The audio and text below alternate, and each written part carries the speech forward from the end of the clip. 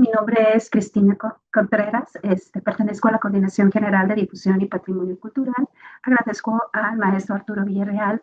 esta invitación al quinto conversatorio internacional en línea Camino Real de Tierra Afuera. Y el día de hoy, bueno, pues estoy invitada a participar con el tema Hilando Memorias, Patrimonio Textil en Coahuila.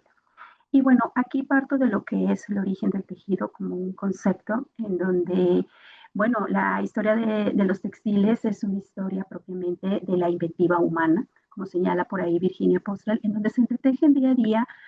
todo tipo de dinámicas, llámese económicas, políticas y sociales, y también de alguna manera en un contexto cultural, en la cual se parte de una fibra que va desde el algodón, la lana, el lino, o llamándolo de alguna manera a las fibras naturales de origen animal o vegetal. Se habla del contexto del hilo, los tintes, el tejido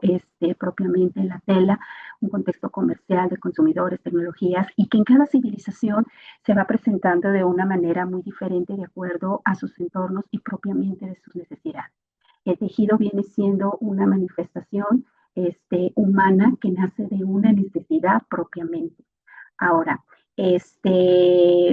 interesante pensar de alguna manera en lo que es la edad de piedra, también como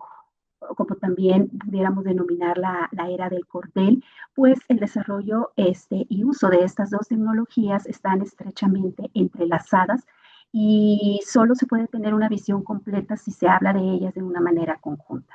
Y es aquí en donde en 2018, por ahí Bruce Hartley, un paleontropólogo especialista en el análisis de residuos, identificó fibras de piezas extraídas de un yacimiento en el sureste de Francia llamado Abril-Dumaras, en donde vivía una población neandertal hace más de 50.000 años, y se presume que integraba el cordel partiendo de la fibra liberiana para complementar la sujeción de sus piedras, con lo que fabricaban propiamente sus herramientas, ¿sí? Entonces, estamos hablando que de acuerdo a sus entornos y a sus necesidades, se van identificando otras formas de obtener esas fibras, tallando plantas, y posteriormente inician la domesticación de los animales, en donde con la crianza selectiva propiamente de lo que eran las ovejas, se comienza la producción efectiva de la lana, que es reflejada en el arte de las civilizaciones mesopotamias y de Egipto, y en donde por ahí también, para 1900, otro arqueólogo británico de nombre Arthur Evans desenterró un complejo palacial de gnomos que perteneció su esplendor a la llamada Edad de Bronce. Estamos hablando de 3.000 años antes de Cristo, de 3.000 a 1.500 años de Cristo, en donde se tiene una evidencia después de varios estudios multidisciplinarios, se reconoce que era un espacio, una superpotencia textil por sus valiosos registros que detallan cuáles eran los cultivos, cuáles eran los corderos, la lana que recolectaban, la cantidad de recolectores que participaban en los procesos que estaban perfectamente detallados, cuáles eran los productos que se generaban, ¿sí? Entonces, pues hablamos de una historia pues bastante rica. Ahora, el conocimiento y domesticación propiamente de los materiales se va dando de acuerdo con los entornos, con la herencia cultural que se vaya teniendo de generación en generación, y que permita identificar fibras naturales que podemos encontrar de manera vegetal, que van desde las fibras silvestres como la palma, la lechuguilla, ya posteriormente la domesticación de los cultivos en el algodón, en el lino, en el cáñamo y propiamente en el cital, ¿sí? Hablamos también de lo que vienen siendo fibras animales, en donde encontramos la lana de lo que vienen siendo las ovejas, la seda, el gusano de seda propiamente, y pues lo que viene siendo la cachemira de cabra, el angora propiamente del conejo, y la alpaca utilizada mucho en Sudamérica. Ahora, al hablar del hilo, pues tenemos que hablar de su importancia y de la tecnología, de la evolución que va teniendo. Y de alguna manera se refiere también a la base y a la capacidad cognitiva que va desarrollando la misma evolución del hombre, que encuentra la manera de utilizar primero un cordel como complemento de sus herramientas, así como su inventiva para manipular fibras silvestres a través de cómo torcía propiamente esas fibras en el inicio, y posteriormente la inventiva del uso como una herramienta bastante efectiva, que brindó la oportunidad incluso de hacer comunidad y generar todo un gremio al domesticar otras fibras como la lana, que viene a traer ese contexto completo del obraje, de lo era la recolección propiamente del algodón, la limpieza, el lavado, el tallado, no el tallado, sino el peinado y posteriormente pasado a través de lo que era la rueca y el hilado, en donde se generaban gremios que eran muy celosos y que eran muy importantes dentro de la historia y en donde la evolución va demandando una generación de mayor y mayor producción y que después vienen a ser parte de los conceptos básicos o que dan origen a lo que viene siendo propiamente la revolución industrial. Hablando del color, pues bueno, tenemos una relación de una fuerte inventiva y de ese deseo propiamente de una identidad que genere también símbolos de poder y de riqueza, por nombrar algunos de los propiamente significados, y que estos dependían del entorno y del acceso que se tuviera para obtenerlos. Entonces, por ahí encontramos que en celebraciones rituales hace 6.000 años se utilizaba el índigo, en el Huaca Prieta en Perú, se habla también de una condición de poder y de un lujo al utilizar, por ejemplo, la púrpura de piro extraída de caracoles, que durante el Renacimiento pues denotaban el color púrpura real, una gran importancia, y que fue sustituido propiamente por el color rojo. Y bueno, pues no podemos dejar de hablar de lo que son las rutas comerciales que jugaron un papel muy importante en el contexto del tejido, al brindar la oportunidad del tránsito propiamente de materiales, materiales que se iban transportando y que se iba teniendo el acceso a materias primas que nacían en un lugar y luego las transportaban a otro, y que todos esos materiales fueran integrados en las prácticas diarias de las mismas comunidades, ¿verdad? Entonces,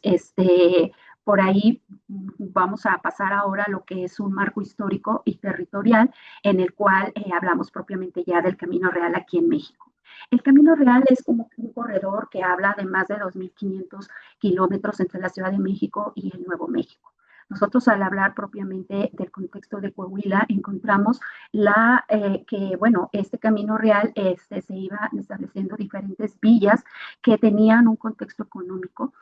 por parte, bueno, inicialmente económico, buscaban más riqueza, ¿verdad? De alguna manera, a través del comercio, venían estrategias de evangelización, una migración y un intercambio cultural. Entonces, cuando se funda propiamente lo que es la villa de Santiago de Saltillo, pues en un inicio fue un tanto complicado el establecimiento aquí en el norte por el contexto propiamente semidesértico, por un lado, y que era muy diferente a lo que se había encontrado el español en el centro de México, y que estaba totalmente habitado por locales que se decía que eran altamente agresivos, pero no es que fueran agresivos, sencillamente estaban en defensa de su territorio que tenían plenamente identificado y dominado, y bueno, pues estos locales en el primer intento de establecimiento pues generaron muchos problemas a la corona española, y fue ahí donde, por decir de alguna manera, Francisco de Urdiñola encuentra una estrategia de venir ahora a lo que es la colocación con el contexto del Tlaxcalteca, que era una comunidad que en el centro de México fue la primera que logró una amistad propiamente con el español y que recordemos que era el brazo armado. Entonces pues iba a ser muy útil aquí en el norte para de alguna manera aplacar las aguas con los locales de aquí del norte, que eran propiamente los chichimecas. Entonces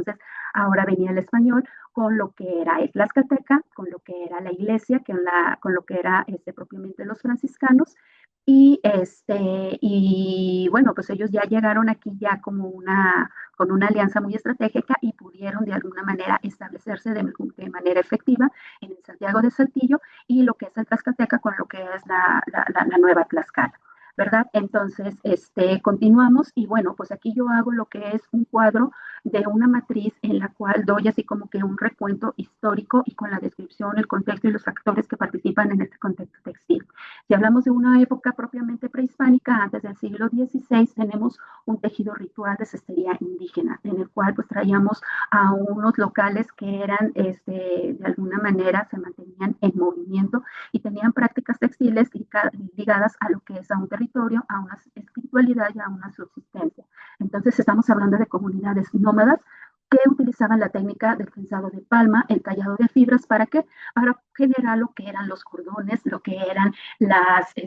los mecates que utilizaban para generar lo que eran propiamente en la casa, trampas con los árboles y así como que tener ahí localizados e identificados y cautivos a los animales que ellos tenían en su mira. Se generaban las cestas que les apoyaban en la recolección, las mallas y propiamente objetos ceremoniales. Después viene la fundación de lo que es Saltillo, por allá de 1577, que viene con un contexto de bordado litúrgico que generaba un discurso evangélico al portarlo. ¿Sí? Se habla de la llegada del telar de cintura propiamente, se da la introducción de técnicas europeas con las mestizaje textil que traía propiamente el tlaxcalteca, y aquí hablamos como actores a lo que es a los españoles, a los franciscanos, al tlaxcalteca, que se integra al mestizaje de lo que es propiamente el poblador local. Después aquí tenemos al siglo XVIII tenemos el obraje propiamente colonial como el dominante, en donde se dan tejidos de obrales con el algodón local. Aquí tenemos que también destacar el hecho de la integración de nuevos elementos. Entonces, llegan las semillas de algodón con los españoles y entonces, de acuerdo a Coahuila, encuentran como el lugar más óptimo para la producción o el cultivo de algodón en lo que es la comarca lagunera. Entonces, ahí donde se hacen los mayores cultivos de algodón con mayor éxito. Entonces, ahí nace propiamente la producción textil en haciendas bajo el régimen propiamente colonial, y se da el auge de algodón propiamente en el noreste, nace el hilado manual, se utiliza también el telar rudimentario que nos da como productos mantas, costales y textiles propiamente rituales. Para el siglo XIX se da el establecimiento de fábricas textiles. Aquí ya viene lo que es la industrialización propiamente del tejido, ya no en un contexto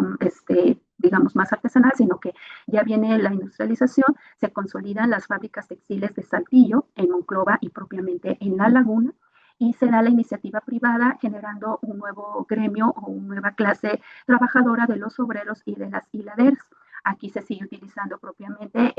artesanal el telar de pedal, y también se da pues una modernización en lo que son los diseños ya propiamente más geométricos. Como resultado tenemos al zarape, las telas de algodón, y se da también producción propiamente de rebozos. Para el periodo de 1850 a 1950 se da mucho a lo que es el tejido y bordado de carácter doméstico. Aquí, bueno, pues también está la producción de fábricas como La Estrella, en una de las más destacadas, pero se da también una expansión comercial. Aquí el zarape se reconoce ya como un emblema propiamente cultural, se da una tradición mestiza, se da más lo que es la vida propiamente doméstica, la tradición. Aquí hay un contexto en el cual ya no solo se cubre lo que es una necesidad funcional con el tejido, sino que aquí la mujer de alguna manera toma un protagonismo bien interesante con el bordado a mano, con el punto de cruz. Bueno, y aquí me faltó propiamente el crochet, en donde se da la producción de manteles, de servilletas, de ropas. Está el contexto religioso, pero también el uso cotidiano, en donde no solamente se visten las personas, sino que se visten propiamente las casas, ¿no? Entonces, ya más adelante sigue hablando de una modernidad, estamos hablando de un periodo de 1970, en 1990 se da una revalorización mayor a lo que es el zarape,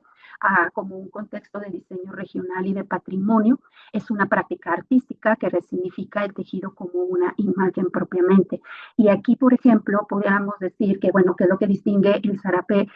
saltillense con el zarape de otros espacios que también se producían. Y bueno, pues aquí viene a darse una identificación de lo que son los colores, las mezclas de cómo se va llevando, que viene a dar un reflejo de lo que es los atardeceres, lo que son los amaneceres. Es un contexto más, de alguna manera simbólico, el uso de lo que es el rombo propiamente, que ahorita más adelante voy a hablar. Entonces, continuamos. Bueno, nosotros aquí tenemos el consumo en la Nueva Tlaxcala, o también del Santiago del Nuevo Saltillo, que después se integra y forma lo que es el Saltillo. Pero bueno, aquí nosotros traemos que para finales del siglo XVIII, Saltillo se viene a convertir en lo que es la capital propiamente de Coahuila. Y este espacio era reconocido como un importante centro comercial aquí en el norte, en donde se tenía plenamente integrado los mecanismos para el ejercicio del poder que integraba las condiciones económicas, políticas, sociales y militares que daban una estabilidad a lo que era la zona. Y bueno, aquí se llegaba lo que es la Feria de Saltillo, que era esperada cada año por la gran derrama económica que se generaba en la región y porque era uno de los puntos de mayor compraventa de productos propiamente locales que se hacían en todos los alrededores, pero también a donde llegaban comerciantes de la Nueva España que tenían y brindaban el acceso a gran variedad de artículos que los españoles locales demandaban y que no se daban propiamente en la región. Entonces, encontramos también por ahí, en combinación a esto, el establecimiento de tiendas. Y bueno, una de las tiendas de las cuales nos habla mucho a detalle de vida cotidiana la maestra Marilena Santos Scott es la de Don Juan Landín, en donde en esta última fase de la colonia se tenían disponibles muchísimos artículos que eran realmente extraordinarios aquí en el norte, porque venían propiamente de la España, y puedo nombrar, por ejemplo, el ruam, que era el tejido de algodón, a menudo estampado y de colores con los que se utilizaban para la fabricación de ropa, de túnicas, y para diversas celebraciones y procesiones propiamente. Se tiene, por ejemplo, el bramante, que era un hilo o un cordel resistente hecho de cáñamo,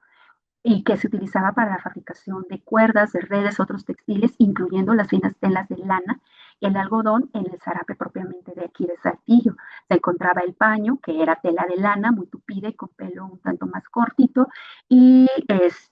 también estaba la estamilla franciscana, que era el tejido que se utilizaba para las órdenes franciscanas, que era una tela pues muy resistente y de lana, ¿verdad? Está el triplé, que era un tejido de lana, también el bombasi, que era el que se utilizaba para hacer los pañales de los niños. Era una tela de algodón altamente absorbente, hipoalergénica, muy suave y muy ligera. Entonces está en las estopillas, que era un lienzo de tela muy delgada como el cambray, pero era una tela muy rala y clara, que era a la vez muy transparente, con la que se hacían las cortinas y que se utilizaba también dentro de los vestimentas de alta, de la que se hacía por aquí. Está también por aquí la lustrina. El tejido era un tejido de seda o algodón que era utilizado para la confección de las vestimentas de la gran élite y la colonia, ¿verdad? Y también por ahí estaba la bayeta, que era un tejido de lana grueso, flojo, afelpado, y que se utilizaba propiamente para la fabricación de las personas más sencillas y trabajadoras por su un costo bajo. Llegaban aquí encajes, así como algunos ejemplos, daba también las medias de capullo, las calcetas sevillanas, la seda torcida, la seda floja. Aquí en la presentación coloco en oscurito lo que es el hilo de salón, el hilo muñeca, el hilo cambray, las tijeras de vaina dorada, las agujas de arre, las agujas cambray, e inclusive algunos pigmentos naturales para teñir, como era el añil y la cochinilla, ¿verdad? Entonces, pues había una gran variedad de productos textiles que teníamos aquí en el norte, en estas ferias y pues en estas tiendas propiamente. Después, aquí señalo lo que viene siendo una tipología de tejido cultural en donde encontramos el contexto funcional. En el contexto funcional podemos nombrar a lo que eran los costales y las mantas que propiamente destacaban en la zona de Monclova. También tenemos un contexto ritual, simbólico, en los bordados litúrgicos propiamente, en el zarape, que tiene todo un contexto y un significado, pero también en el tejido doméstico que encontramos propiamente en Saltillo. Algo identitario encontramos en los bordados étnicos de Musquis. ¿Sí? Y luego hablamos también de un narrativo de bordados con los productos propiamente de Ixtlis y los tejidos que encontramos propiamente, mucho de ello en Ramos Arizpe. Y luego en una etapa más moderna encontramos el contexto experimental de arte textil contemporáneo, en donde surgen muchos artistas textiles muy, muy, muy destacados y que también tienen un gran impacto, ¿verdad? Ahora, aquí me pongo a generar lo que son fichas regionales en las ciudades en donde se destacan más ciertos tejidos. Entonces, al hablar propiamente de Saltillo, pues vamos a encontrar el zarape, los bordados propiamente litúrgicos y el tejido propiamente doméstico. Las técnicas utilizadas es el telar de pedal, el bordado a mano y el crochet. En el simbolismo, si hablamos propiamente del zarape, tenemos lo que es un diamante en el centro, que nos habla de un equilibrio entre tradición y modernidad. Y el degradado de todos sus colores, cuando nosotros vemos un zarape de Saltillo, no vemos dónde termina un color y empieza el otro, sino que se va difuminando propiamente el color, puesto que los zarapes nos reflejan a la naturaleza en su amanecer, en su atardecer. ¿Sí? Entonces, pues es un simbolismo muy, muy natural y muy, muy único. Ahora, se reconoce lo que es el barrio del Águila del Oro como una sola zona popularmente zarapera, en donde se dio la mayor parte de producción y comercio dentro de las casas. Este era un saber que se iba heredando de generación en generación. Mucho se estuvo perdiendo, pero se retoma ahora con lo que viene siendo la actividad de la Escuela del Zarape, la favorita, que está propiamente localizado en este barrio del Águila de Oro. Al hablar de Ramos Arizpe, bueno, pues hablamos de bordados, tejidos funcionales y domésticos, productos propiamente del Ixtle, en donde encontramos, por ejemplo, aquí también lo que es el bordado de punta de cruz, el bordado así de hilaza, pero vemos también cómo se dan todo lo que viene siendo el contorno de servilletas y demás cosas. Vemos aquí también dentro de los productos de Ixtle que se hacen propiamente unos bordados sobre ese tipo de materiales y que nos habla de una narrativa y una identidad propiamente de la apropiación de su entorno con los materiales que aquí se encuentran. Algo muy, muy parecido que vive Ramos Arizpe también se vive en General Cepeda, donde se tienen también este tipo de prácticas. Al hablar de Cuatro Ciénegas, tenemos los tejidos de palma y propiamente bordados simbólicos. Aquí encontramos mucho lo que es la cestería y también encontramos algunos bordados propiamente de Ixtle que dan un vínculo de paisaje y propiamente de espiritualidad. En Musquis, bueno, pues aquí se integra lo que es la piel de venado bordada de chaquira, de hilo de nylon y de cáñamo. Aquí esto es un bordado ritual con colores simbólicos, será propiamente la talabartería de la piel bordada. Y bueno, esto es un simbolismo de resistencia cultural y de una afirmación comunitaria muy, muy, muy importante de las etnias que lo están habitando propiamente. Ahora, aquí también me gusta como que partir a una reflexión de qué hilos nos definen propiamente como comunidad y encuentro varios autores que nos hablan de ello. El hilo de memoria, lo que es la memoria no se guarda en libros, sino en manos que lo tejen. Esto no lo dice Walter Benjamin. Está el hilo de identidad, donde cada puntada es una declaración de existencia, así nos lo señala Alicia Barabas. El hilo de colaboración, tejer es construir comunidad con cada hilo que se cruza. Entonces, aquí tenemos comunidades que se integran para tejer y podemos tener de muy diferentes gremios y de muy diferentes características, desde lo que viene siendo propiamente, aquí pongo en las fotos mucho de lo que es el tejido en bordado o el tejido en mixle y demás características. El hilo de territorio. El textil es una cartografía afectiva del lugar en el que habitamos. Aquí vimos diferentes elementos que se vienen a integrar en el tejido, como integran lo que es la piel, integran fibras textiles, integran fibras animales. Entonces, cada una de las manifestaciones que se da hacen una apropiación propiamente de identidad y de territorio. Y bueno, pues aquí yo ya termino propiamente con señalando, bueno, el textil en Coahuila es una práctica viva que entrelaza propiamente una memoria, una identidad y un territorio. Y propiamente la reconstrucción de una ruta textil resignifica el camino real como un espacio de saberes comunitarios, estéticos y en donde la mujer pues también tiene una participación muy, muy, muy efectiva. Y bueno, pues aquí pues doy las gracias y pues quedo propiamente a sus órdenes. Muchísimas gracias.